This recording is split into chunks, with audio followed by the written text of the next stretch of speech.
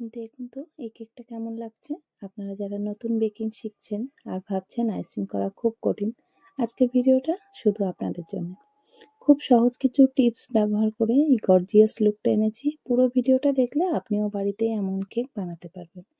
নমস্কার, bake with মনামিতে আপনাদেরকে স্বাগত জানাই। আশা করছি আপনারা ভালো আছেন। 1 পাউন্ডের এই এগলেস স্পঞ্জ কেকটা কিভাবে ডেকোরেট করলাম সেটাই শেয়ার করব আপনাদের সাথে। চলুন শুরু করা যাক। প্রথমেই কেকটি কাটিং করে নেওয়ার পর আমি মিল্ক সিরাপ দিয়ে ভালোভাবে ভিজিয়ে নিয়েছি। এরপর ক্রিম ও ক্রাশ দিয়ে লেয়ারিং করে নিয়েছি। এরপর আমি খুব ভালোভাবে একটা ক্রাম কোটিং করে নিচ্ছি, যার সাহায্যে আমার পরবর্তী ফাইনাল কোটটা খুব সুন্দরভাবে ফুটে উঠবে এবং ভেতরের কোনো অংশ বাইরে থেকে দেখা যাবে না। ওপরের অংশটা চেষ্টা করেছি সাদা এবং স্মুথ ফিনিশিং রাখার।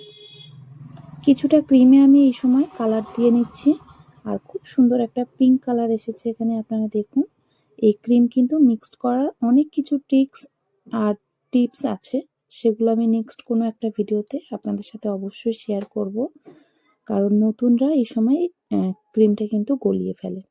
তো এখন আমি পাইপিং ব্যাগে ক্রিমটা খুব সুন্দরভাবে ভরে নিয়ে আইসিং শুরু করব। তার আগে আরেকবার ফাইনাল ফিনিশিং দিয়ে নিলাম। এই ধরনের এটিএম কার্ড বা যে কোনো কার্ড দিয়ে কিন্তু ডেকোরেশন করলে খুব সুন্দর স্মুথ একটা টেক্সচার আসে। আর এই ডিজাইনটা একদম সহজ, দেখতে যেমন সুন্দর, করা কিন্তু খুব সোজা। যারা নতুন শিখছেন আপনারা কিন্তু এই ট্রিক্সটা ট্রাই করতেই পারেন। ক্রিমটা এখান থেকে শেষ হয়ে এসেছিল, তো আমি চেষ্টা করেছি ওপরের অংশগুলোতে এই ডার্ক শেডের কালারটা দিয়ে একটু ডেকোরেট করে নিতে। এরপর আর কালার ব্যবহার করব না।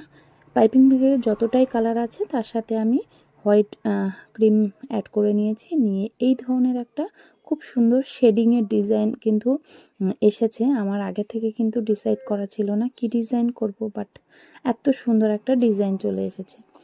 যাই হোক,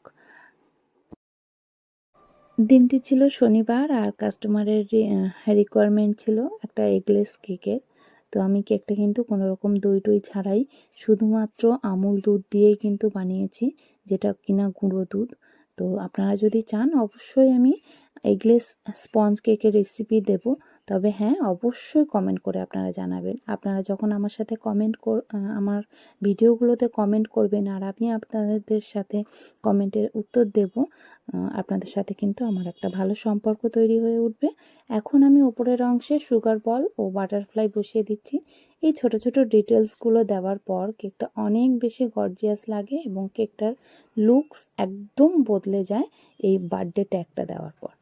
ব্যাস, তৈরি হয়ে গেল আমাদের বার্থডে কেক। আজকের ভিডিওটি আপনাদের কেমন লেগেছে তা অবশ্যই কমেন্ট সেকশানে জানাবেন।